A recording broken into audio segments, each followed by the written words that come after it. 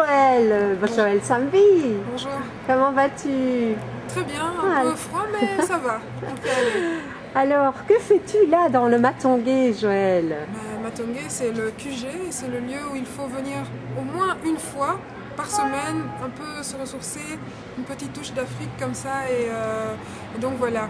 Mais bon, si je suis là aujourd'hui, c'est parce que j'ai été gentiment invitée par l'équipe du Maton Gazette, et voilà, je viens parler un petit peu de moi, beaucoup de mon bouquin, et surtout énormément du Maton Gazette. Oui, Joël, pour nos lecteurs, qui es-tu, Joël Sambi? Alors, Joël Sambi Nzeba, congolaise. Je suis congolaise, je suis journaliste, écrivaine, et je vis à Bruxelles depuis quelques années. J'ai grandi à Kinshasa principalement, et voilà, je ne sais pas quoi dire d'autre à part le fait. Peux-tu nous montrer ton dernier livre? Voilà, Le monde est gueule de chèvre, Mokilimbanga Taba. C'est ça que ça veut dire. C'est la traduction d'une expression en lingala. La traduction littérale est probablement pas tout à fait juste, diraient les linguistes avertis, d'une expression en lingala qui veut dire que le monde tourne, le monde tourne comme la gueule d'une chèvre, ou bien comme une machine à laver, à gauche, à droite, à gauche, et l'histoire fait pareil, elle se répète. Ce qui s'est passé hier se passe aujourd'hui, se passera demain. Finalement, à part le temps, il y a très peu de choses qui changent. Alors, nos lecteurs de Maton Gazette pourront lire dans la rubrique Le coin du libraire de Claude Zillmann pourquoi tu t'es mis à écrire et mieux te connaître. Mais peux-tu nous dire comment tu as rencontré Claude Zillmann?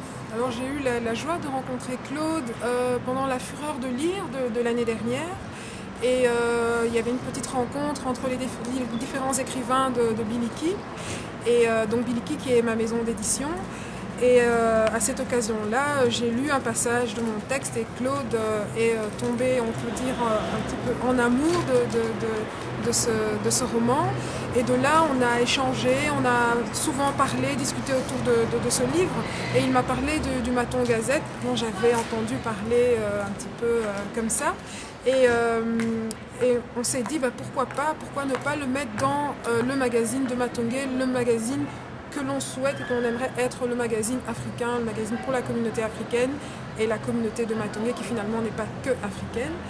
Et voilà, l'idée c'était aussi surtout de faire passer un message et de dire voilà, certaines personnes font de la politique pour parler de la situation au Congo ou pour parler de la situation des pays en guerre en Afrique. Certains, je ne sais pas, écrivent des articles, je le fais de temps en temps, mais ma meilleure arme à moi c'est d'écrire des romans et de dire voilà ce qui se passe, voilà ma vision des choses et essayer tout doucement de peut-être changer les choses, les améliorer quelque part. C'est un peu prétentieux, mais c'est, disons, utopiste. Et puis, de toute façon, si on n'a pas d'utopie, on ne va pas très loin, quoi.